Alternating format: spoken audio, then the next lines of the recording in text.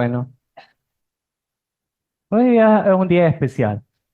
Hemos recorrido la escritura por todo el libro de Levítico. Si hoy así el Señor nos lo permite, vamos a terminar este libro que nos ha apuntado directamente a Jesús. Este libro ha sido de gran bendición porque entender el sacrificio que Jesucristo hizo en la cruz se muestra mucho más claro entendiendo cuál era el significado también en el pasado. Hoy que vamos a estar en el capítulo número 27, hay algo muy importante que debemos de hacer antes de estudiar la escritura. ¿Quién sabe? A ver, no se les escuchó. Orar, muy bien. Entonces vamos a poner este tiempo en manos de Dios y pedirle al Señor que nos dé su dirección. Padre, en esta mañana queremos darte gracias por regalarnos un tiempo especial, porque podemos venir delante de ti confiados, que aun si no entendemos algo, tú abres nuestro corazón para que podamos comprender. Señor, hoy estamos reunidos por causa tuya, porque en nuestro interior hay un deseo y es conocerte. Te pedimos por tu fidelidad y por tu gran bondad que abras nuestro entendimiento, que podamos conocer más de Cristo y que nuestro corazón se afirme en Cristo. Que lo que hoy en la mañana experimentemos sea tu fidelidad, tu bondad hacia tu pueblo. Que aunque, como decía mi hermano Cristian, en esta semana hemos pecado, Señor, venimos con un corazón necesitado, porque no somos perfectos y te necesitamos a ti. Abre, por favor, nuestro entendimiento y te rogamos, Espíritu Santo, que seas hoy nuestro maestro y que podamos comprender lo hermoso de que es estar en Jesús. Todo esto lo ponemos a tus pies, en tu nombre oramos. Amén. Muy bien, hemos estudiado todo el libro de Levítico y todo esto nos ha apuntado a Jesús y nos muestra qué es lo que, gracias, lo que significa ser el pueblo de Dios. Hoy vamos a hablar de las cosas consagradas, pero hablando del pueblo, pero a veces cuando hablamos de algo consagrado pensamos, ¿qué se le viene a la mente cuando hablamos de algo consagrado? A ver, apartados, dígame, dedicado a Dios. ¿Pero qué se dedica? ¿Qué es lo que se dedica a Dios? Es la vida, somos nosotros. Aún en la forma en la que hablamos, en lo que decimos. Y hay un tema que justamente cierra Levítico y es aún en lo que Dios nos ha dado, en nuestras posesiones. Cosas que son también dedicadas al Señor y hoy lo vamos a empezar a descubrir. Así que leamos juntos el capítulo 27 y después lo vamos a ir estudiando poco a poco. Dice la palabra de Dios, capítulo número 27, de la siguiente forma. Habló Jehová a Moisés diciendo, habla a los hijos de Israel y diles, cuando alguno hiciere especial voto a Jehová, según la estimación de las personas que se hayan de redimir, lo estimarás así. ¿De qué vamos a empezar a leer entonces? Sobre los votos, votos especiales que podía hacer el pueblo hacia Dios. Y esta es la forma. Dice en la Biblia, verso 3, en cuanto al varón de 20 años hasta 60, lo estimarás en 50 ciclos de plata, según el ciclo del santuario. Si fuere mujer, la estimarás en 30 ciclos. Si fuere de 5 años hasta 20 años, al varón lo estimarás en 20 ciclos y a la mujer en 10 ciclos. Y si fuere de 1 mes hasta 5 años, entonces estimarás al varón en 5 ciclos de plata y a la mujer en 3 ciclos de plata. Mas si fuere de 60 años o más, al varón lo estimarás en 15 ciclos y a la mujer en 10 ciclos. Pero si fuere muy pobre para pagar tu estimación, entonces será llevado ante el sacerdote, quien fijará el precio conforme a la posibilidad del que hizo el voto, y le fijará el precio el sacerdote. Si fuere animal de los que se ofrecen ofrenda a Jehová, todo lo que de los tales se diere a Jehová será santo. No será cambiado ni trocado, bueno por malo, ni malo por bueno. Y si se permutare un animal por otro, él y el dado, en cambio de él, serán sagrados. Si fuera algún animal inmundo de que no se ofrece ofrenda a Jehová, entonces el animal será puesto delante del sacerdote y el sacerdote lo valorará, o sea bueno o sea malo, conforme a la estimación del sacerdote, así será. Y si lo quisiere rescatar, añadirá sobre tu valuación la quinta parte, o sea, un 20%. Verso 14. Cuando alguno dedicare su casa consagrándola a Jehová, la valorará el sacerdote, sea buena o sea mala, según la valorara el sacerdote, así quedará. Mas si el que dedicó su casa deseare rescatarla, añadirá tu valuación la quinta parte del valor de ella y será suya. Si alguno dedicare de la tierra de su posesión a Jehová, su estimación será conforme a su siembra. Un homer de siembra de cebada se valorará en 50 siclos de plata. Y si dedicare su tierra desde el año del jubileo, conforme a tu estimación, quedará. Mas si después del jubileo dedicare su tierra, entonces el sacerdote hará la cuenta del dinero conforme a los años que quedaren hasta el año del jubileo y se rebajará de tu estimación. Si el que dedicó la tierra quisiera redimirla, añadirá a tu estimación la quinta parte, nuevamente un 20% del precio de ella, y se la quedará para él. Mas si él no rescatare la tierra y la tierra se vendiere a otro, no la rescatará más, sino que cuando saliere en el jubileo, la tierra será santa para Jehová como tierra consagrada. La posesión de ella será del sacerdote. Y si dedicare alguno a Jehová la tierra que él compró, que no era de la tierra de su herencia, entonces el sacerdote calculará con él la suma de tu estimación hasta el año del jubileo. Y aquel día dará tu precio señalado, cosa consagrada a Jehová. En el año del jubileo volverá la tierra a aquel de quien él la compró, cuya es la herencia de la tierra. Y todo lo que valorare será conforme al ciclo del santuario. El ciclo tiene 20 jeras. Pero el primogénito de los animales, que por la primogenitura es de Jehová, nadie lo dedicará, sea buey u oveja, de Jehová es. Mas si fuere de los animales inmundos, lo rescatarán conforme a la estimación, y añadirán sobre ella nuevamente la quinta parte de su precio, y si no lo rescataren, se venderá conforme a tu estimación. Pero no se venderá ni se rescatará ninguna cosa consagrada que alguno hubiera dedicado a Jehová. De todo lo que tuviere de hombres y animales y de la tierra de su posesión, todo lo consagrado será cosa santísima para Jehová. Ninguna persona separada como anatema podrá ser rescatada. Indefectiblemente ha de ser muerta. Verso 30. Y el diezmo de la tierra, así de la simiente de la tierra como el del fruto de los árboles de Jehová es. Es cosa dedicada a Jehová. Y si alguno quisiere rescatar algo del diezmo, añadirá la quinta parte, nuevamente el 20% de su precio por ello. Y todo diezmo de vacas o de ovejas, de todo lo que pasa bajo la vara, el diezmo será consagrado a Jehová. No mirará si es bueno o malo, ni lo cambiará. Y si lo cambiare tanto como el que se lo dio en cambio, serán cosas sagradas. No podrá ser rescatado. Estos son los mandamientos que ordenó Jehová a Moisés para los hijos de Israel en el monte Sinaí. Muy bien, este capítulo es interesante. Básicamente va a hablar dos temas. El primero que nos empieza a mostrar es los votos. ¿Qué es un voto? Es una promesa, pero es muy diferente a la ley. Dios le dio leyes a los israelitas para que ellos la cumpliesen. El voto nace del corazón de la persona como una dedicación hacia Dios. Es de gran estima Dios hacia la persona que decide consagrar o dedicar algo ¿a quién?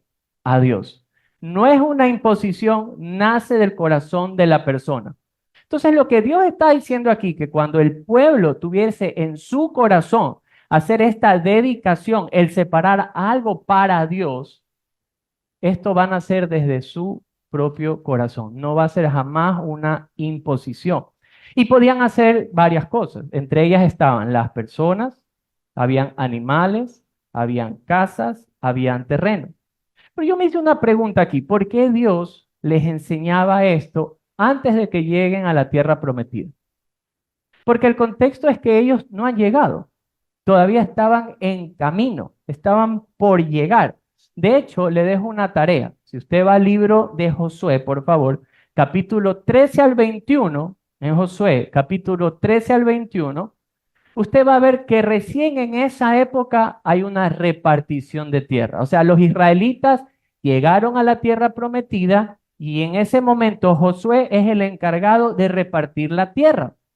Entonces la pregunta es, ¿por qué Dios les está enseñando esto antes de que lleguen a la tierra? ¿Por qué? ¿Saben que hay algo muy interesante? Dios nos conoce. Dios conoce al ser humano y cómo somos y cómo actuamos. Ellos iban a llegar a un lugar donde fluía leche y miel, donde iban a ser prosperados y esa tierra iba a ser de ellos. Pero ¿qué pasa cuando a veces el ser humano tiene tiempos de vacas flacas y llegan los tiempos de vacas gordas? ¿Cuál es la tendencia en el ser humano? Olvidarnos. De hecho, quiero que revisen conmigo, por favor, el libro de Deuteronomio, capítulo número 8.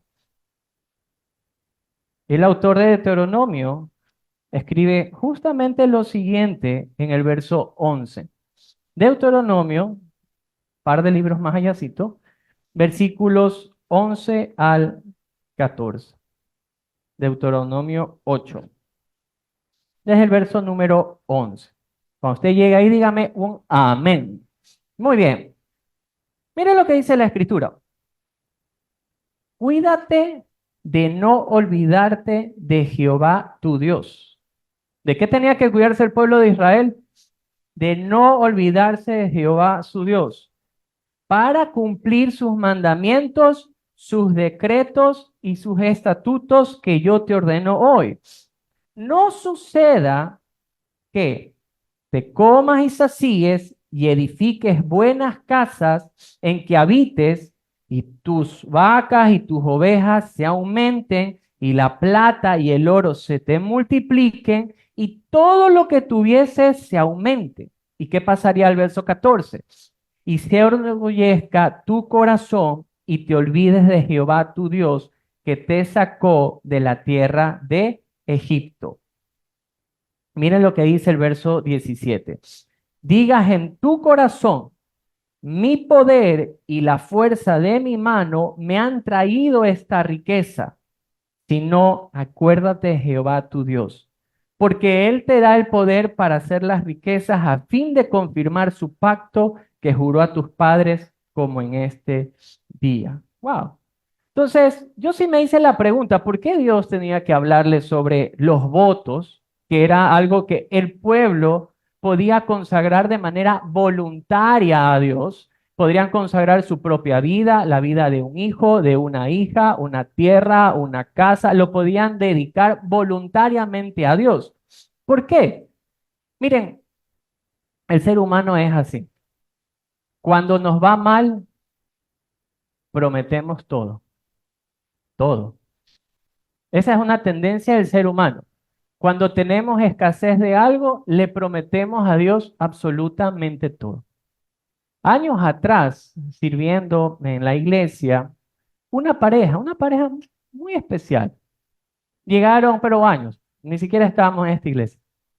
Llegó y tenía un fuerte problema económico, muy fuerte. Literalmente el sustento de su casa no había nada, nada. Y empezaron a ir a la iglesia, empezaron a vivir una vida consagrada, eh, pero su refrigeradora seguía en ayuno, como dicen ciertas personas. En cierta ocasión, su forma de ser, su forma de vivir el evangelio era hermosa.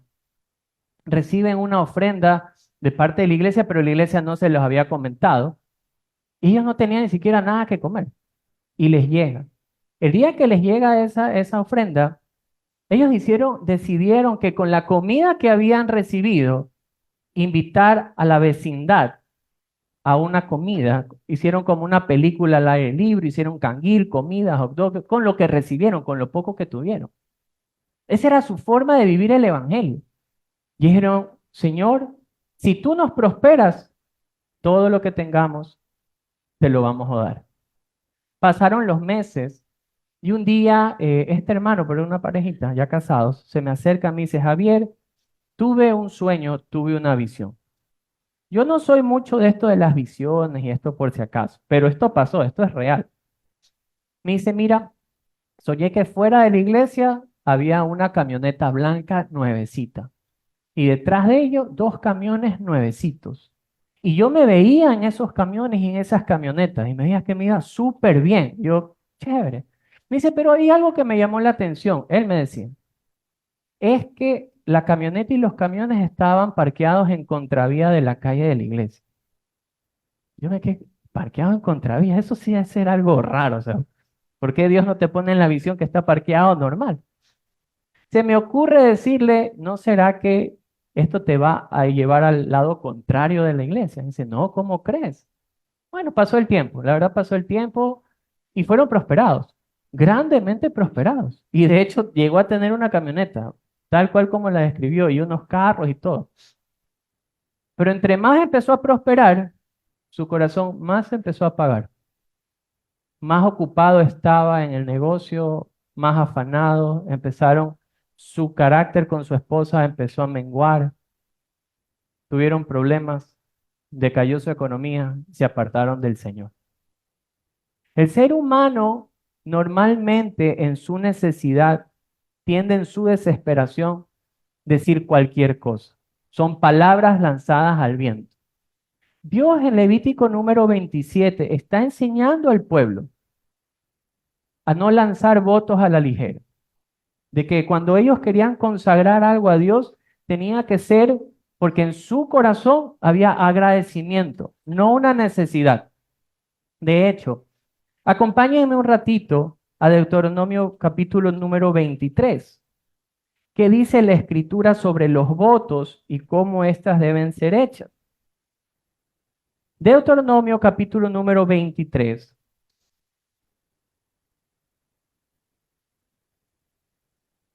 Versículo número 21.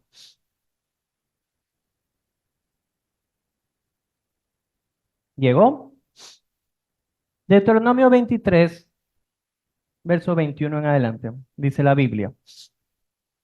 Cuando haces voto a Jehová tu Dios, no tardes en pagarlo, porque ciertamente lo demandará Jehová tu Dios de ti, y sería pecado en ti. Mas cuando te abstengas de prometer, no habrá pecado en ti. Pero cuando lo hubieres salido de tus labios, lo guardarás y lo cumplirás conforme a lo prometiste a Jehová tu Dios, pagando la ofrenda voluntaria que prometiste con tu boca. ¿Cuál es la instrucción de Deuteronomio cuando se hace un voto, una promesa a Dios? Es cúmplelo pronto. No dejes que las palabras que salen de tu boca con alguna promesa te hagan pecar. Inclusive dice, si no sale la promesa de tu boca, no pecas. Pero cuando lo has dicho, ve y cúmplelo. Entonces la Biblia nos insta a hacerlo pronto, a refrenar nuestra lengua. Vamos a Números, por favor, capítulo número 30. Veamos lo que dice capítulo número 30 de Números, versículo número 1 y 2. Mira lo que dice la escritura. Números 30. Habló Moisés a los príncipes de la tribu de los hijos de Israel diciendo, esto es lo que Jehová ha mandado.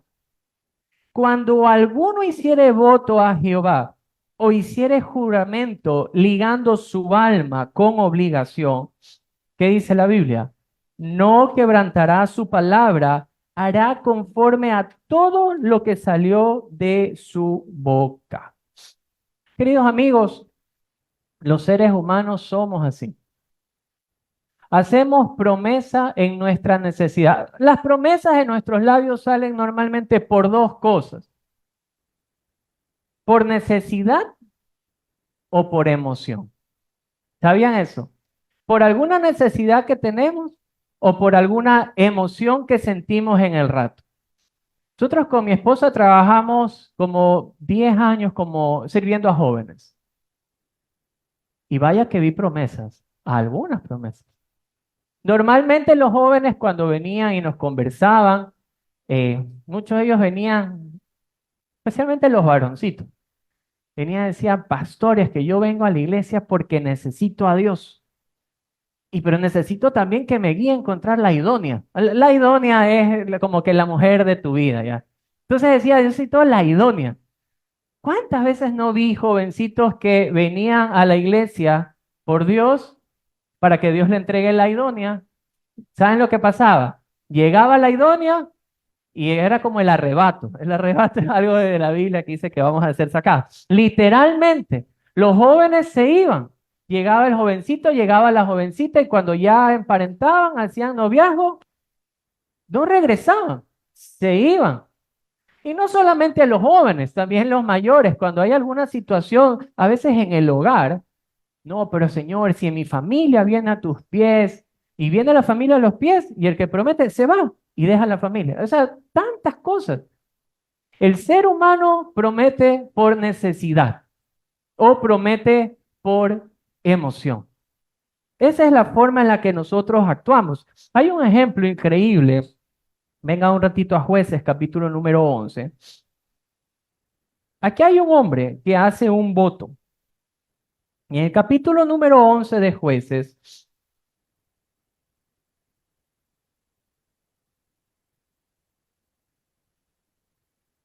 sí, y un ejemplo de voto. Jefte viene y está peleando contra los hijos de Amón. Verso 28. Jueces 11, verso 28. ¿Llegó? Dígame amén. Pero como que se ha levantado con fuerza, comiendo un buen bolón de verde. Amén, muy bien. Él ha comido bolón de verde, era que traigas para todos. Dice la Biblia, verso 28. Mas el rey de los hijos de Amón no atendió las razones de Jefte que le envió, y el espíritu de Jehová vino sobre Jefté, y pasó por Galad y Manasés, y de allí pasó a Mizpa de Galad, y de Mizpa de Galad pasó a los hijos de Amón. Y Jefté hace voto a Jehová diciendo, si entregares a los amonitas en mis manos, cualquiera que saliere de la puerta de mi casa a recibirme, cuando regrese victorioso de los amonitas, será de Jehová y lo ofreceré en holocausto. O sea, este se encuentra en un problema, tiene una guerra y quiere salir a la guerra contra los amonitas. Entonces, él coge y le dice, Señor, él hace un voto, hace una promesa. Si tú me entregas la victoria, yo regreso victorioso. Cualquier persona que salga de la puerta de mi casa, yo te lo consagro, yo te lo entrego. Eso es lo que está diciendo a él. Acuérdense que podía ser la casa, el terreno, un siervo, todo lo que pudiera salir por esa puerta, él lo iba a consagrar a Dios. Miren lo que pasa. Dice la Biblia en el verso número 32. Y fue Jefte hacia los hijos de Amón para pelear contra ellos. Y Jehová los entregó en su mano. Y desde Aroer hasta llegar a Minit, 20 ciudades, y hasta la vega de las viñas, los derrotó con muy grande estrago. Así fueron sometidos los amonitas por los hijos de Israel. Entonces Dios le había entregado, sí o no, la victoria. Le había entregado la victoria. Verso 34. Entonces volvió Jefte a Mizpa, a su casa, y aquí que salía a recibirle con panderos su hija, con danzas, y ella era sola, su única. No tenía fuera de ella hijo ni hija. Y cuando la vio, rompió sus vestidos diciendo, ay, hija mía, en verdad me has abatido y tú misma has venido a ser causa de mi dolor, porque le he dado palabra a Jehová y no podré retractarme. Qué fuerte. Era su única hija. Y salía adorando, cantando, alegre porque Dios le había entregado la victoria. Y Jefté cuando llega y la ve salir, ¿qué piensa usted que fue lo primero que se le vino a la mente? La promesa hecha. Y él sabía que tenía que cumplirla. Porque esa es la forma en la que nosotros los seres humanos actuamos. Por alguna emoción o por alguna necesidad decimos promesas a Dios. Ahora, la Biblia en Levítico número 27 nos da algo que yo le llamo el freno del 20%. ¿Por qué el freno del 20%? Cuando una persona hacía una promesa a Dios, por ejemplo, una casa, Señor, santifico mi casa, consagro mi casa, la entrego. Sale, regresa y dice, ay, ¿por qué lo hice? ¿Por qué lo entregué si esa casa era tan buena? Si esa casa era tan linda. Ah, entonces tú la querías de regreso, tenías que pagar el valor de la casa más un 20%. Por ejemplo, tenías un buen caballo, burro, algún animal, y lo querías consagrar, lo ibas a entregar. Cogías, lo entregabas. Un buey. Y cuando tú ya llegabas a tu campo decías, pero ¿por qué entregué el buey? ¿Por qué si el buey era el más fuerte, el que araba lo mejor? ¿Por qué lo entregué?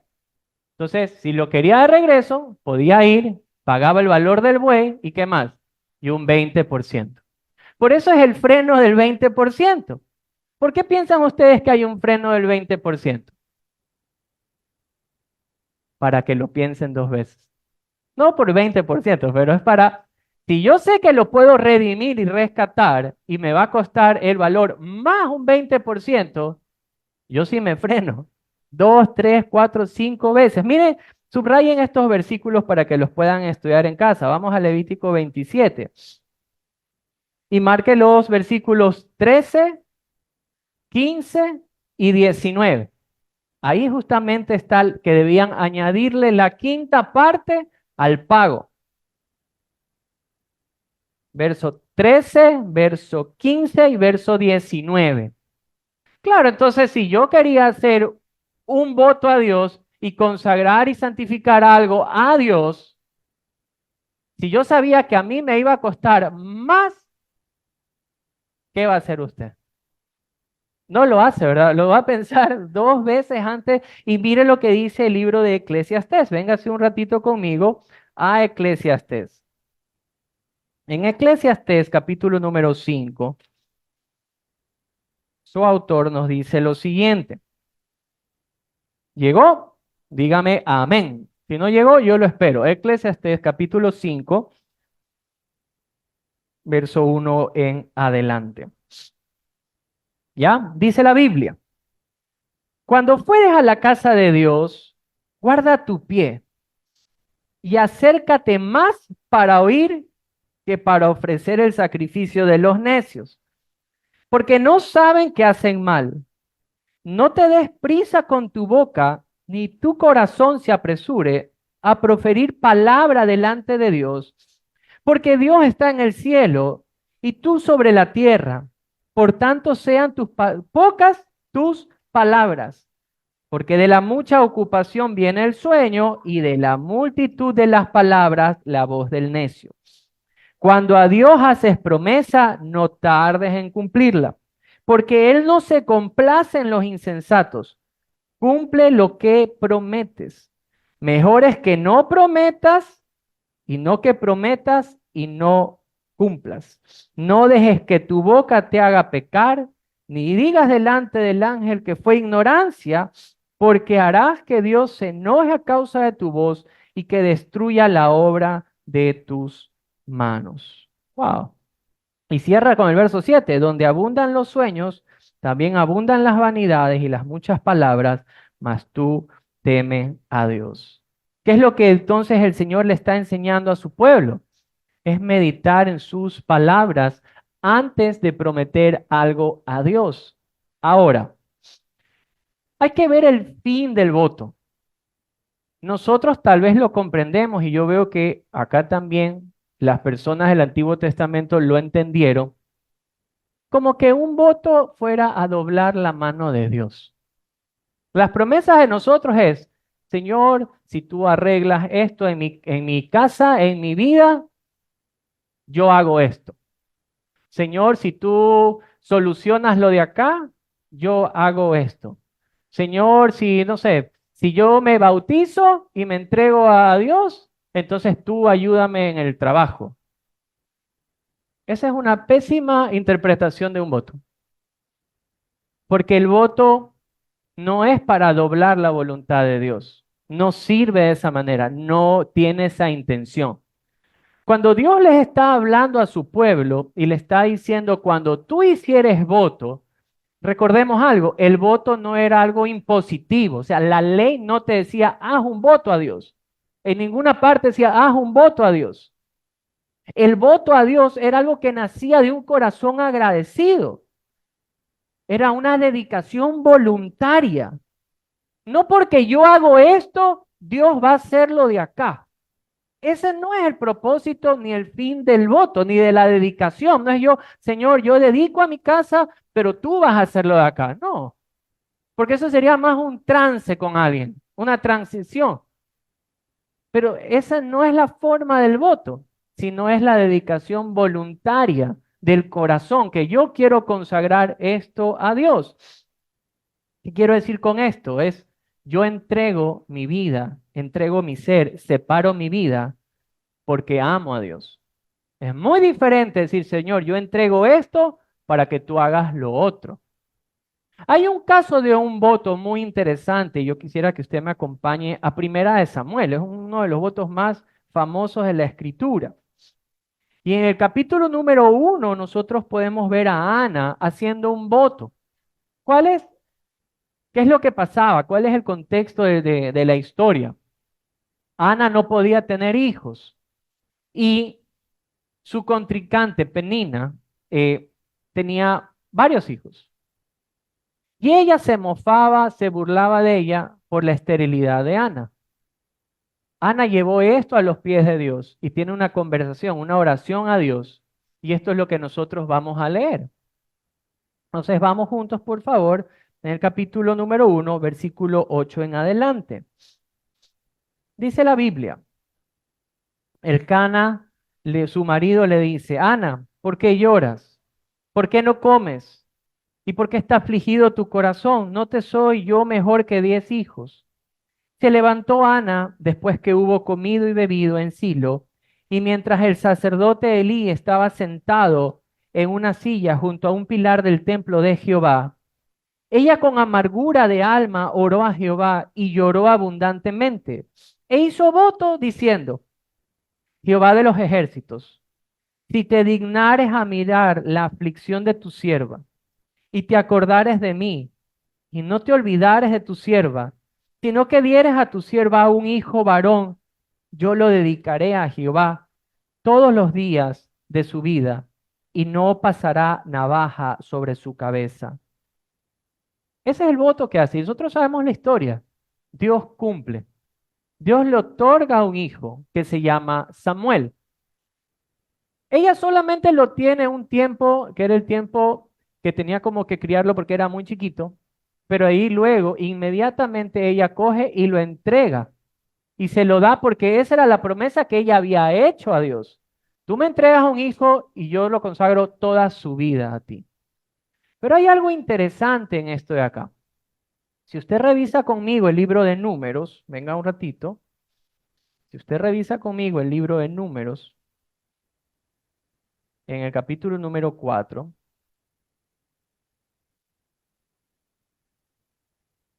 nosotros podemos observar en qué momento alguien de la familia de Leví, porque en este caso Samuel venía de la familia de Leví, era ya de la familia sacerdotal, podía o debía consagrarse y trabajar en el templo. Mire lo que dice la Biblia, verso del 1 en adelante. Habló Jehová a Moisés y a Aarón diciendo, toma la cuenta de los hijos de Coat entre los hijos de Leví por sus familias, según las casas de sus padres, de edad de 30 años arriba hasta 50 años, todos los que entran en compañía para servir en el tabernáculo de reunión.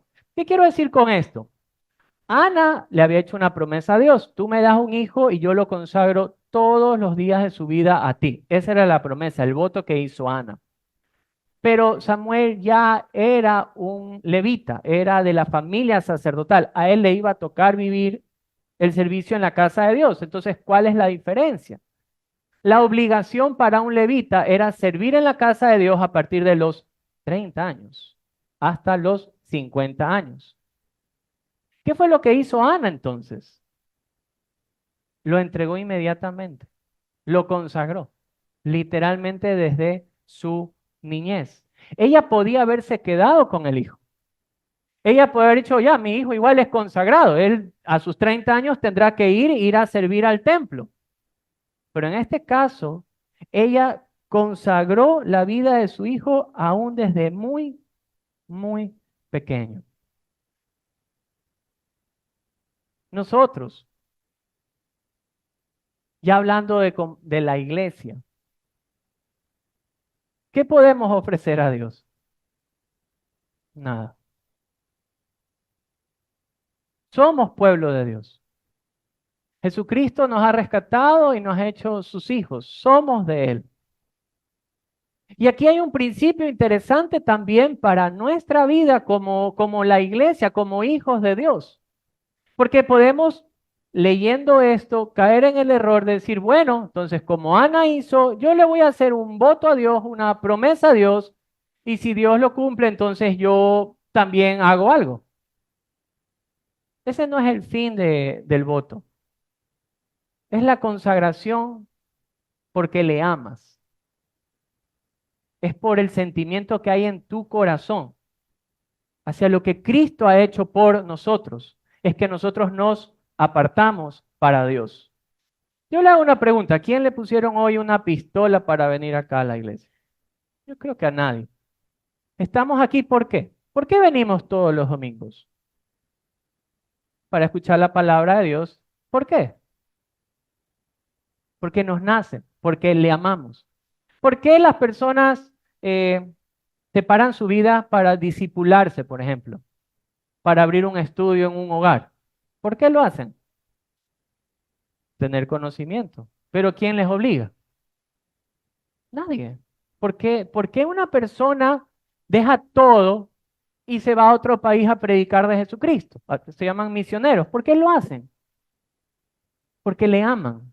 Simplemente porque le aman. ¿Por qué los padres se paran tiempo en las noches con sus hijos en la mesa, leen la escritura juntos? ¿Por qué lo hacen? Exactamente, porque le aman. Si ven la gran diferencia, miren, hacer esta clase de: a ver, Dios, yo voy a hacer lo siguiente.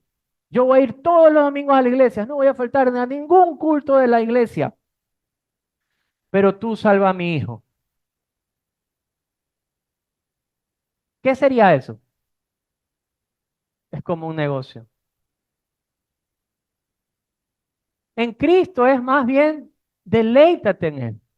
Deleítate en su amor, deleítate en su justicia y las cosas serán añadidas. Ese es el sentir en nosotros. La palabra de Dios enseña que Dios nos dio con Jesucristo todas las cosas, que cómo nos va a negar las cosas. No necesito hacer una transacción con Dios: yo hago esto y tú haces lo otro. No.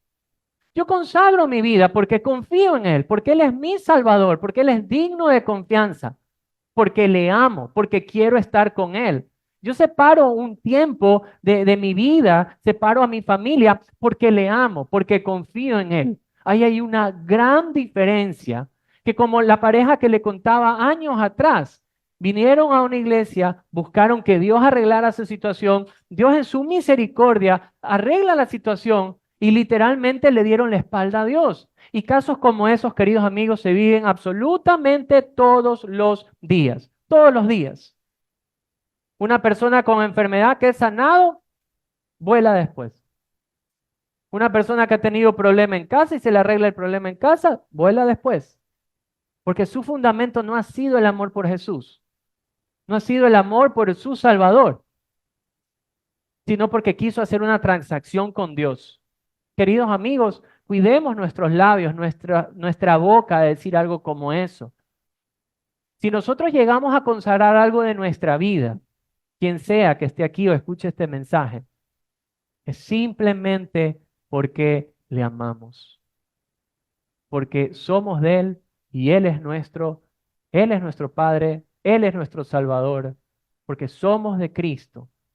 Que no haya otro motivo. Cuando nosotros empezamos este capítulo hablamos de consagrar y hay que consagrar los labios, hay que consagrar la forma en la que decimos las cosas, lo que le prometemos a Dios. Y si hay una promesa que usted ha hecho, ¿qué piensa usted que debe hacer? Cumplirla. La Biblia dice que nuestro sí debe ser sí. Así de fácil y sencillo, como dijo la cucaracha bajándose del grillo. Nuestra consagración a Dios es porque le amamos. Ahora, el capítulo número 27 no hablaba solamente sobre los votos voluntarios, que ya es lo que hemos estado aprendiendo. Habló un tema que es importante estudiarlo. Es muy importante estudiarlo. Personalmente no soy mucho de predicar sobre este tema, porque considero que este tema ha sido mal manejado por la iglesia en general. No un pastor en específico, por la iglesia en general. Una de las tentaciones más grandes que puede existir en cualquier ministerio es el dinero. Pero Dios habla a su pueblo acerca del diezmo y habla a su pueblo acerca de lo que le pertenece. Y justamente en el verso número 30 en adelante, si usted viene un ratito conmigo, verso 30 en adelante, mire lo que dice acá. El diezmo de la tierra, Levítico 27:30, el diezmo de la tierra, así de la simiente de la tierra como del fruto de los árboles de Jehová es, cosa dedicada a Jehová. Entonces, me dice nuevamente la pregunta, ¿por qué Dios les está hablando de que deberían de dar el 10% del fruto de su tierra? Queridos amigos, no tenían tierra todavía. ¿Por qué Dios les diría, tienes que separar esto y entregarlo, en este caso, al templo? ¿Por qué? Fácil, porque llegarían. Iba un momento a llegar donde ellos ya iban a estar ahí, iban a tener su tierra, cosecharían de su tierra y debían consagrar ese 10% al Señor. Ahora, esto pone un principio en la mente de Israel. Y es que lo que ellos reciben, ¿quién se los dio? Es el Señor. Queridos amigos, no hay nada que usted posea. Yo creo que tengo $1.50 aquí para el heladero, pero siempre me piden mis hijos para el heladero en la tarde. No hay nada que usted tenga puesto, que use, que Dios no se lo haya dado. Si usted tiene una cama y una almohada y un colchón, Dios se lo dio. Si usted tiene algo aquí, Dios se lo dio. Si tiene algo en una cuenta, Dios se lo dio. Si tiene trabajo, Dios se lo dio. Todo lo que usted posee, ¿quién se lo ha dado? El Señor se lo ha dado. Y hay un principio para el pueblo de Israel y es ese. Dios es poseedor y es el proveedor de todo lo que Israel tiene. Ahora, aquí quiero que estudiemos un poquito sobre esto. Si nosotros vamos a ir a Génesis, capítulo número 14. Génesis, capítulo número 14.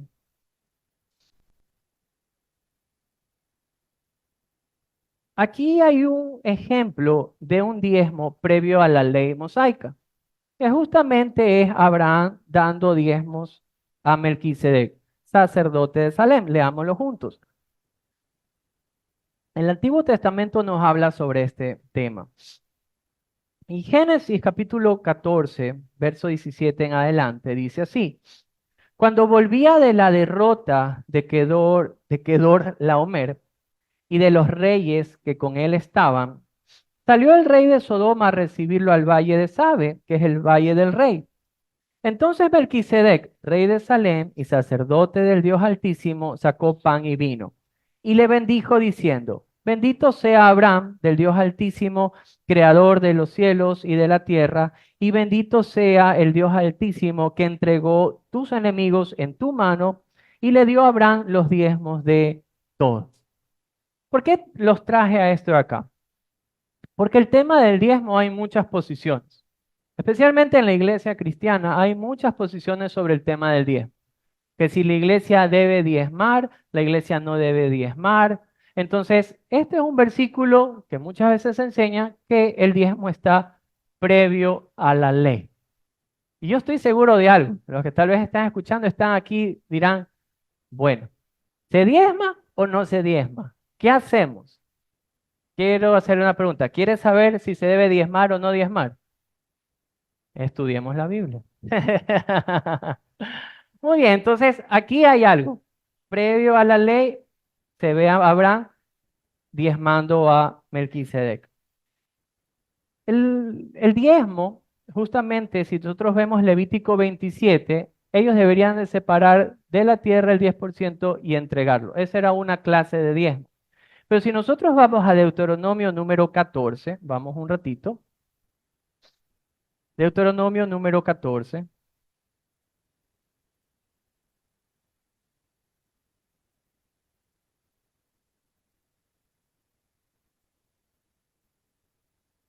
Vamos a ver este otro diezmo que también está dando en la escritura. Y vamos a ver desde el verso número 28, por favor. ¿Llegó? Deuteronomio 14. Al fin de cada 3 años sacarás todo el diezmo de tus productos de aquel año y lo guardarás en tus ciudades. Y vendrá el levita que no tiene parte ni heredad contigo, y el extranjero, el huérfano y la viuda que hubiere en tus poblaciones, y comerán y serán saciados para que Jehová tu Dios te bendiga en toda obra en tus manos hicieren. Entonces, nosotros estamos viendo que por lo menos Israel tenía que tener dos diezmos. El diezmo del 10% que veíamos justamente en Levítico 27 y el otro que tenían que hacerlo cada 3 años. Ellos deberían separar el 10% de lo suyo y eso era para los levitas y para las personas necesitadas. Entonces, por lo menos estamos viendo dos diezmos aquí. Ahora, ¿la iglesia tiene alguna imposición sobre el diezmo? Veamos qué es lo que dijo Jesús. Vámonos a Lucas 11. Lucas capítulo número 11. Ya esto está en Nuevo Testamento. Jesucristo justamente hablando a unos hombres que diezmaban.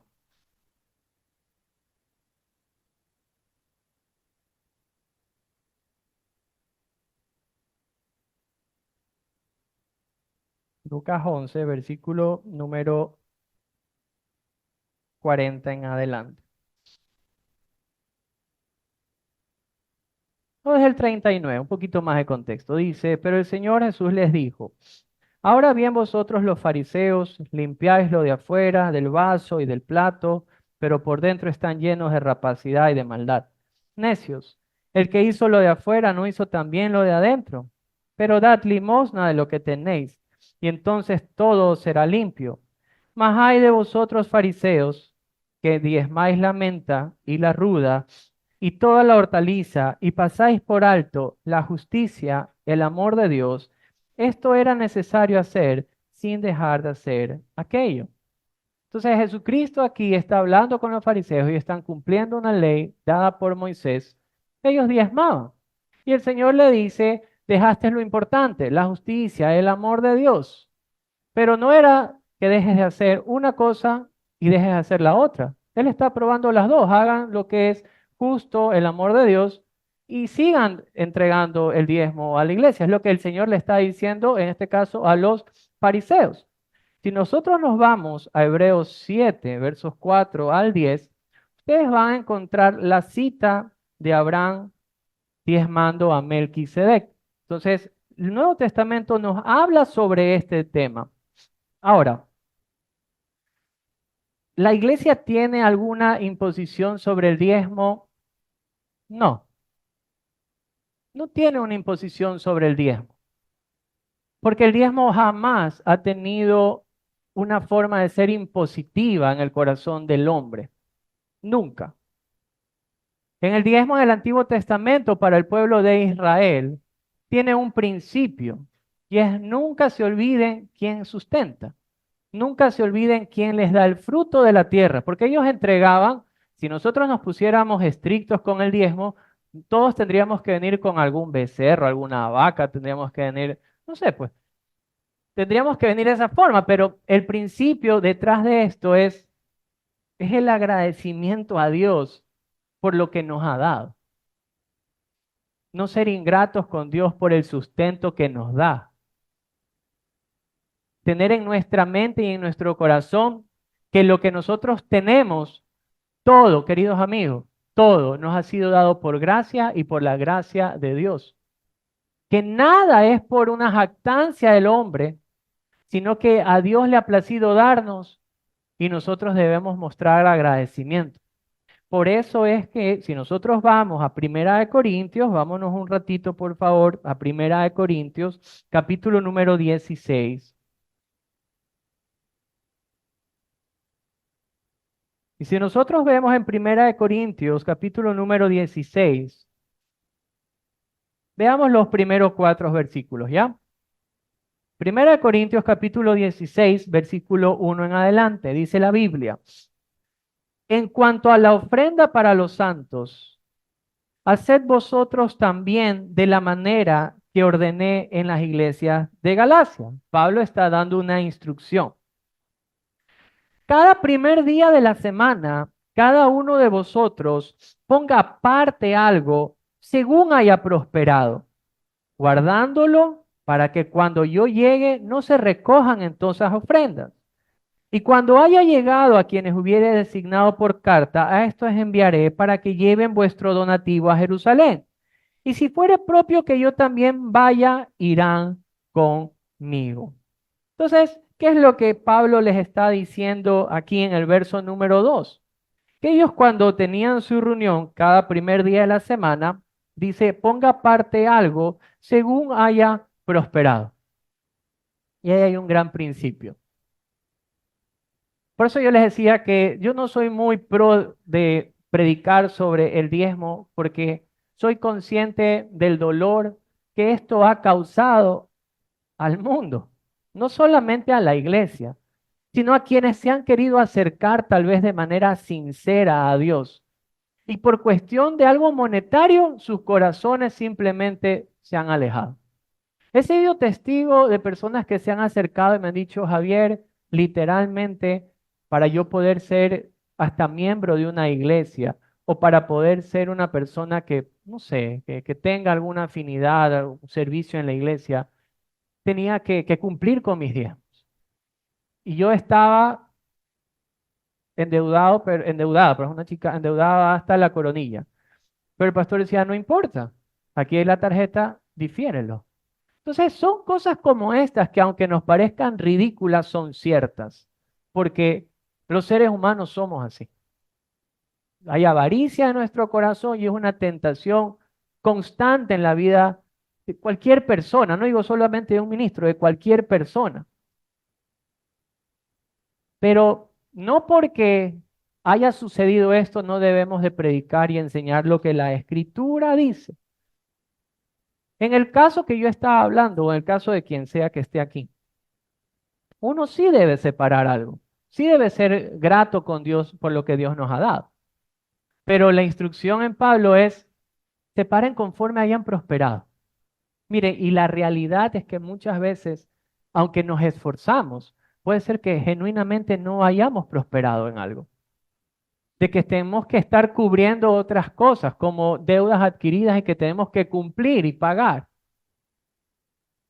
Antes de nosotros empezar a ofrendar o diezmar, asegúrese que su economía también está bien, de que no falte nada a sus hijos, de que no le falte nada en su hogar, de que usted no esté cogiendo deudas por todo lado y quedando mal y trayendo dinero a la iglesia. No va a servir absolutamente de nada. Queridos amigos, el coger y traer un sobre a la casa de Dios tampoco es para doblarle el brazo a Dios. No es por decirle, a ver Dios, yo cojo y entrego, te entrego $100, Señor, y tú me vas a hacer el milagro. Eso no está bien. El principio de la ofrenda o del diezmo del aporte, como lo quieran llamar, es el agradecimiento a Dios, porque Él ha prosperado y porque Él nos ha dado y porque Él nos ha sustentado. Entonces Pablo les dice, cada primer día de la semana, para ellos domingo, igual lo que hacemos nosotros, es separen conforme ustedes hayan prosperado. Y así debería de ser. Miren, el diezmo para nosotros no debería ser una imposición. Puede ser una línea, es decir, puedo dar el 10, puedo dar más, puedo dar menos. Es conforme usted haya prosperado. Y no solamente eso, sino si nosotros vamos a la segunda carta de los Corintios, hay otra instrucción. Vámonos al capítulo número 9. Segunda de Corintios, capítulo número 9.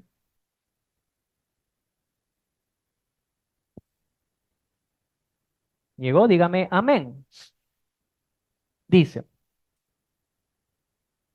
cuanto a la ministración para los santos, o sea, el servicio a los santos, es por demás que yo eso escriba, pues conozco vuestra buena voluntad, de la cual yo me glorío entre los de Macedonia, que Acaya está preparada desde el año pasado y vuestro celo ha estimulado a la mayoría, pero he enviado a los hermanos para que nuestro gloriarnos de vosotros no sea en vano en esta parte, para que, como lo he dicho, estéis preparados. No sea que si viniesen conmigo algunos macedonios y os hallaren desprevenidos, nos avergoncemos nosotros, por no decir vosotros de esta nuestra confianza. Por tanto, tuve por necesario exhortar a los hermanos que fuesen primero a ustedes y que preparasen primero vuestra generosidad antes prometida, para que estéis lista como de generosidad y no como de exigencia nuestra. Pero esto digo, que el que siembra escasamente, también segará escasamente, y el que siembra generosamente, generosamente también segará.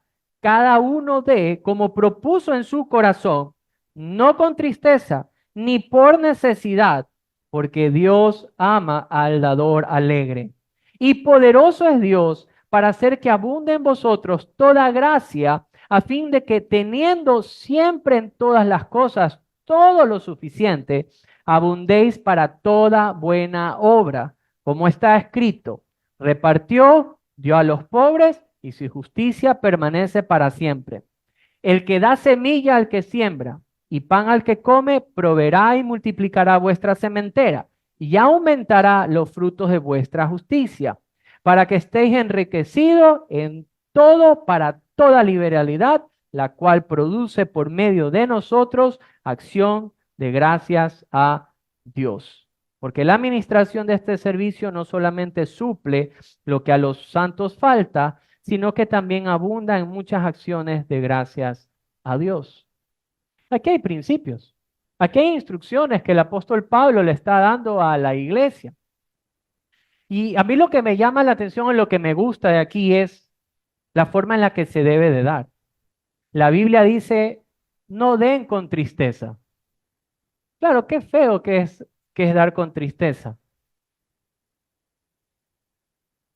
Es como, no sé, pues, eso ya depende cuánto el codo nos pese.